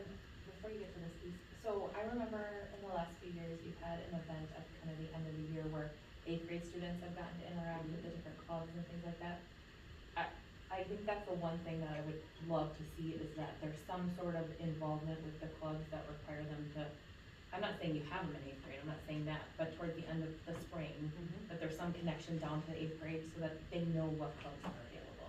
For 9th grade, you mean? Or like for the next year's 9th graders, Yep. right? Because I think having a freshman coming in, I don't this year, but I remember in the past, they're like, I don't know what clubs are available, and you guys have done a good job of trying to get these clubs there, but that's the other piece of it, is that I wouldn't expect district-wide necessarily, but I think it's pivotal to be informing the next year's high school students. And we do a course fair, goals, thinking about what do they wanna do in the future, that kind of stuff. It's just a trial year.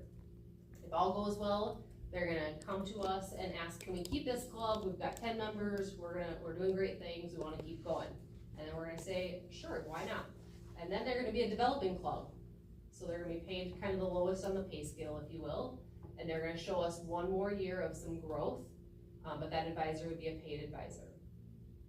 Okay, so they all happening during the day. So open water fishing is a great example of that.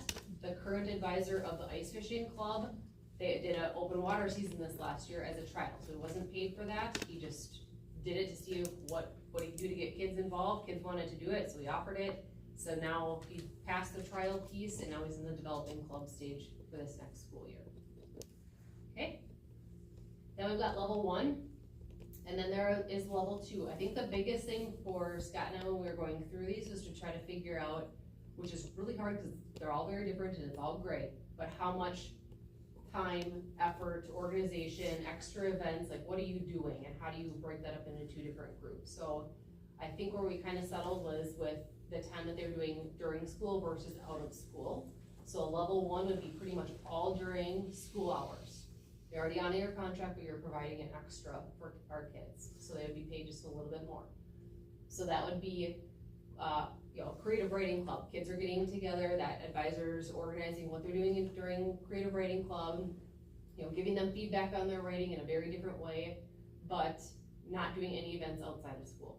Whereas level 2 clubs, your academic decathlon, they're going to competitions. They have a state competition. They're doing practices outside of school.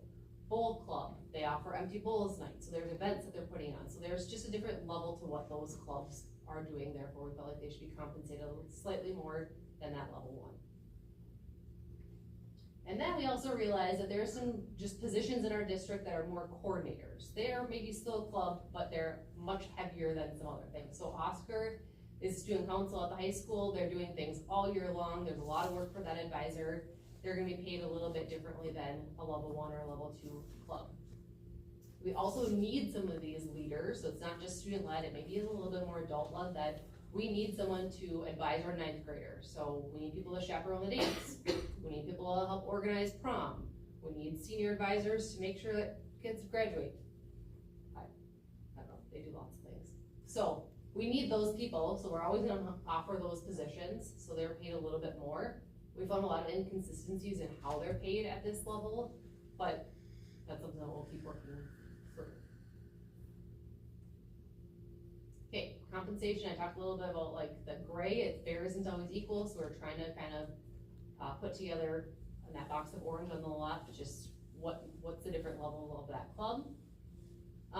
There were 3 big pieces to the compensation change from last year to this year, which also, like, to go to 40,000 to 50,000, that includes, like, there was already a 24, 25 adjustment to that pay scale, so that includes that bump up already.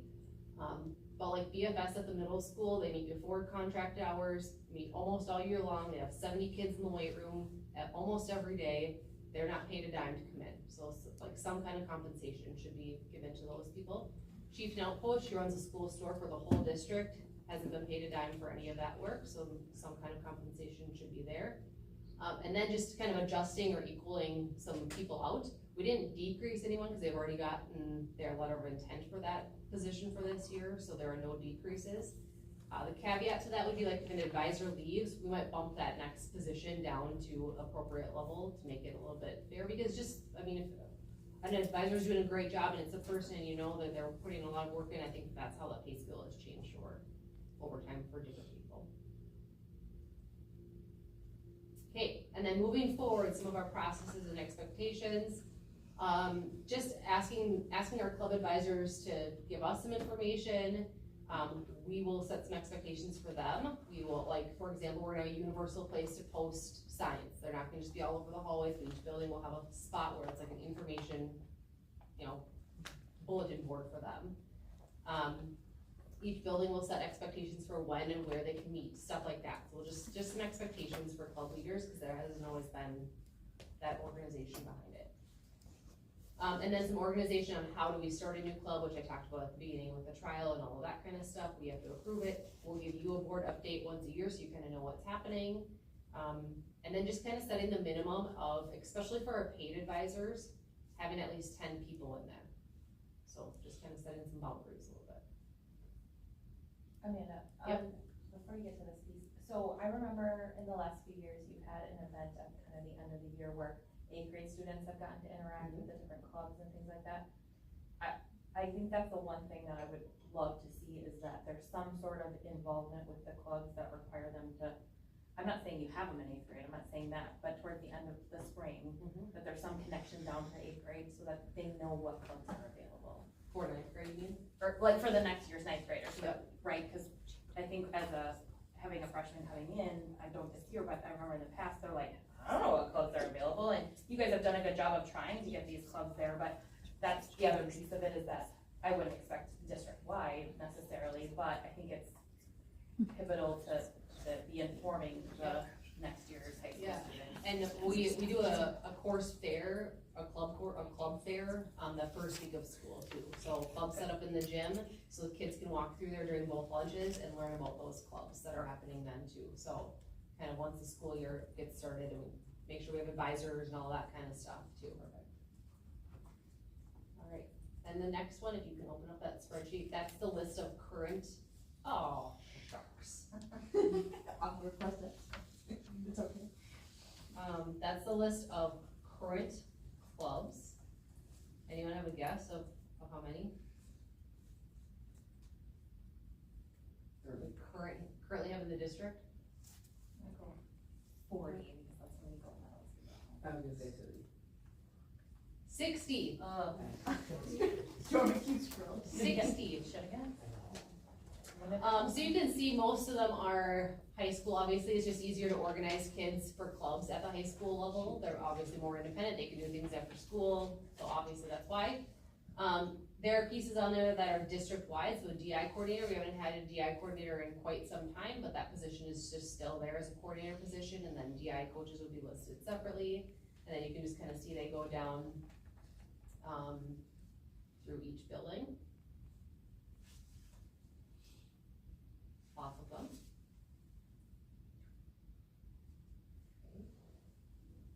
Oh, and the OIS art club, that was the, like, after school art club, right? Yes. that one. We did it during school. Yeah.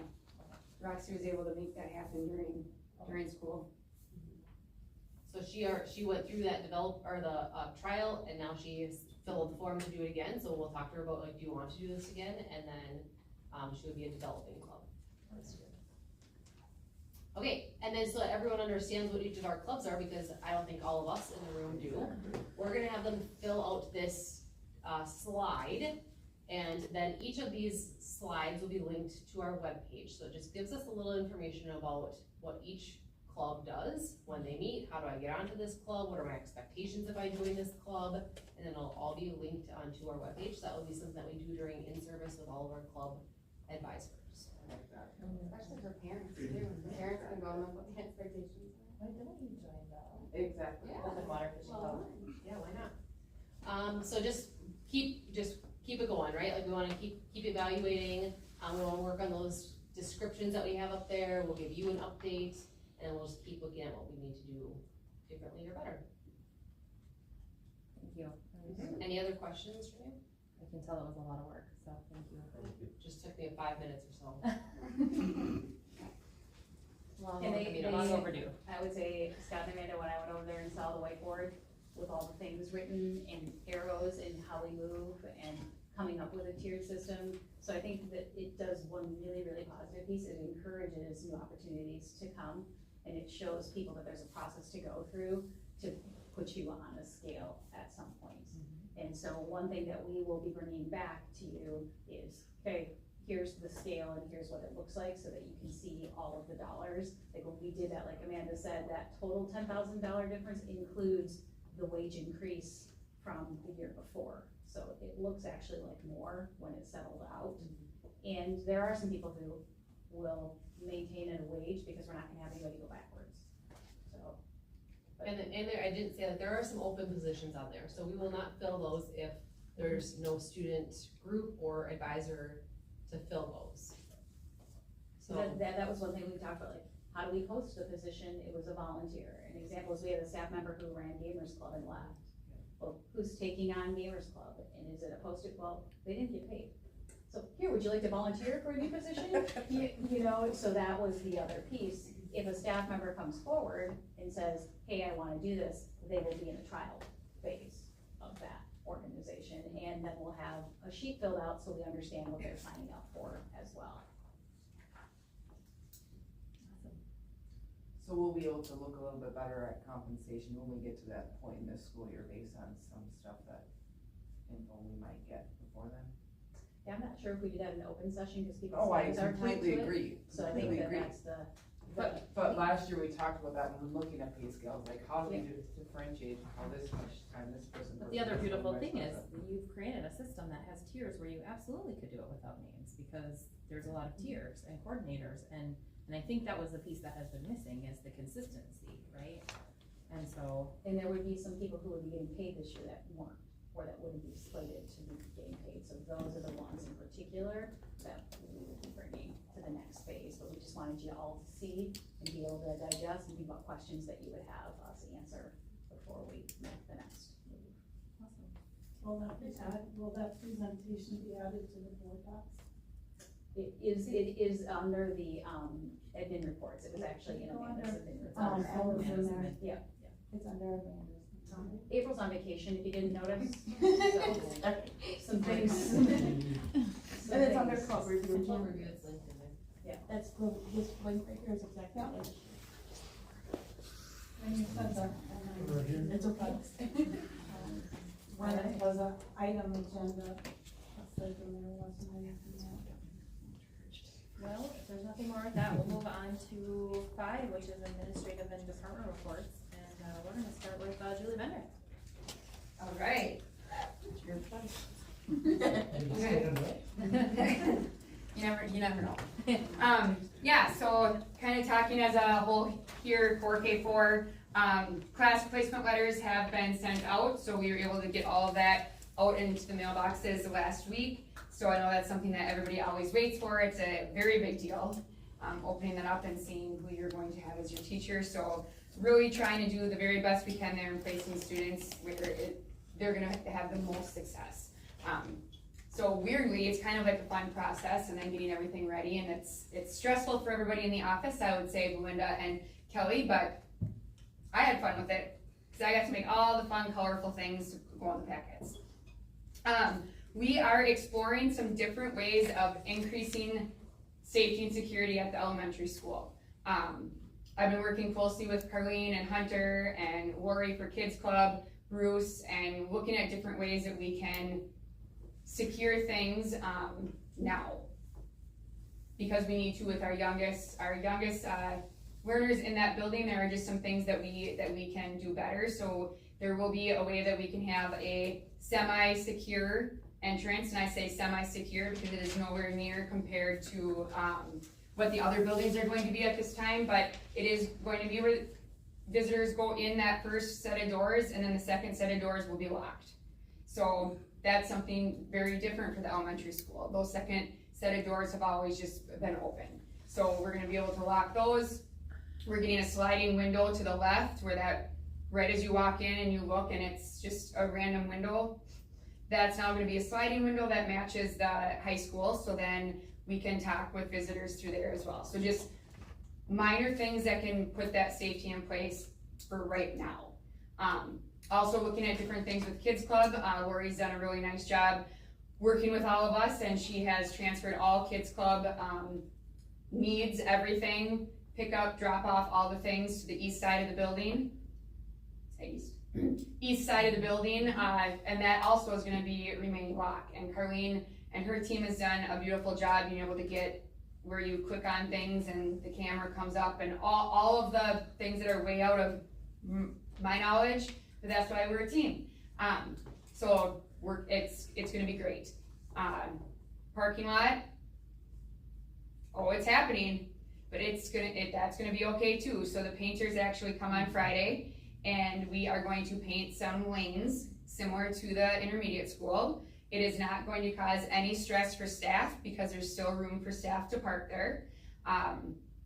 And is it going to be a huge learning curve for our elementary families? Yes, it is. And I'm gonna do the very best I can to communicate and be out there with signs and helping everyone. And the car seat piece, it's gonna be okay. We're gonna take our time, and everybody's going to have patience because we have to make sure kids are safe before they drive off.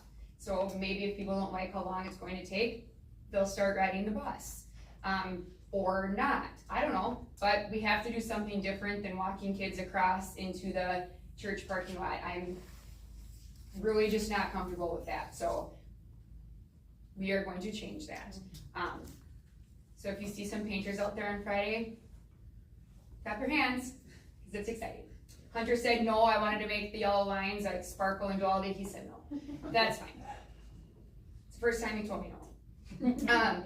Forward results are in. So with the forward results, right now it's internal, so we're not going to talk about that data with you at this time. However, teachers have had a chance to look at that.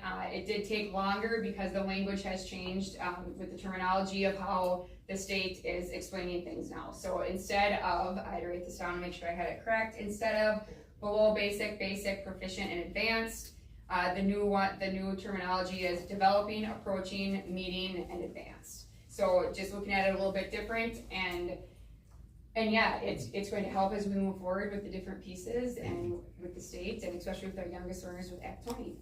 So that's where we are. My daughter's been asking me what her results are since May. I know. Is there an estimated time that I can? Well, we've continued to hound Charlene a little bit about where those letters are, because we're ready to send them out. We just don't have the letters. Because she stopped you. She did, and I told her, blame it on the state. I know. But the expectation is right after summer school. Oh, yeah. And so it's happened in our house. It's a big deal. Yeah. So, we don't even know what those are gonna look like this year. Like, that might look very different too with the family letters. So, you'll get them the second we get them. Alright, Darren King. Alright, well, don't forget the painters are coming over to the middle school, so they're gonna paint 9 square back in the area for the kids to play, so That's Friday next week? This week. Or this week? Okay, great. So we sent out our first August welcome newsletter last Tuesday, and it had just a plethora of information for families related to changes in schedule and core classes and non-core class options for the 4 grade levels. Also included, since we have 2 new grade levels entering the middle school, we have to have 2 orientations. So being strategic about getting families through, giving them what we feel is pertinent information in a short period of time, giving kids the opportunity to meet the teachers and walk around the school and open their lockers and take pictures. So that schedule was part of that newsletter too. So that's one thing that we sent out here recently. Also, kind of on the climate and culture with the PBIS, just continuing our work with that. So I think last time I mentioned that I've been working with Brian Marks, who's creating some electronic Pride Awards and then electronic stop and think tickets for minor behaviors. So he's made some great progress with that, but now gets into that realm of mail merges and different things that are way beyond me that he's working on and takes some time. So that just so those electronic awards and tickets will be sent to parents and guardians and students. Kristen, our counselor, who was here this evening, didn't know she was going to be here, actually is going to be doing a lot of the PBIS, looking at data, encouraging our teachers to continue to show their appreciation for kids and positive influence in the learning environment. So she met with PTA and just is requesting some money for some of the awards. We want to make sure we're consistent in doing that weekly, and the announcements recognizing kids, our quarterly students, just recognizing we're a team. We'll select 1 student each quarter at all grade levels and just making sure they get some gift cards and things for that. So we've been working through that. School safety, Julie kind of alluded to this a little bit, just focusing on some of our systems and structures we have in place. So making sure our maps are updated in the room, they're in a red folder, our student rosters are there, our Alice map, if you have to go to the high school auditorium, all that stuff is in place. So even if I'm subbing in a room that I'm not normally used to, I know where I'm supposed to go with the students. And then also the management of that as we have a fire drill outside in those stations and who's on the walkie speaking to make sure that all of our kids are accounted for. So we're doing some work with that. And then just a shout out to Bobby Driscoll. This is her 3rd different schedule in 3 years she's been working on. And so we're hoping for consistency here for a few years, but she's finishing up that, and I know she's had lots of questions for Amanda and myself and for Brian, and we're almost there. So we have not made schedules available yet to students, but we'll be doing that early next week, right before the open house. That's all I got. Awesome. Amanda Meyer? All right, I just have 2 things for you. One, I'll piggyback off of Julie because our board results are so exciting and I wish I could talk to you all about them. But our newsletter is coming from the high school, so we've kind of finalized most of that today, so we'll get that sent out here hopefully by the end of the week. And then OVA, just a quick update on OVA. Last year, just to give you a comparison, K through 1, there were 2 students, 2 through 4 there was 1, 6 through 8 1, and 9 through 12 there were 5, so a total of 9 students. Right now, we are looking at 1 elementary, 1 intermediate, no middle school, and 18 high schoolers, so a total of 20 right now. 18. So, yep. So I'm in the process of meeting with all of those families right now and talking through if this is the best decision for their family right now or just learning more. So far all the ones that I've met with have confirmed that that's what they would like to do. Any idea why there's that huge jump? There were more that applied last year, beginning of the year, that's by the end of the year. So what happens is they go through the first quarter, and then some kids, if they're not succeeding academically, they refer back to OHS. Yeah, they have a 10-day trial period, so if they're not meeting standards that first 10 days, and they are back with us or a different form. They have higher numbers for, of course, during the pandemic. be like 120 the first year or something like that, so. I've already had a few that I've met with that have dropped out, so I didn't include them in this, because they've already decided, no, that's not for me, actually. Awesome. Scott, anything to add? Yeah, just to, finishing up the in-service scheduling planning for the staff coming up next Tuesday. Just wanna say, you know, we work with some great people at OHS, Aaron Dunham, Jennifer Berkman, Russell Jensen, the custodians at the high school and stuff, and how, great everything's looking, and just great people to have in the building. I don't know for anything else. For us too, Holly Haas, Tara Gross, Tara's new to the high school, transitioning her new role, Jamie Vibrock. She's gonna help out with athletics now too, so we have a couple of changes going on there.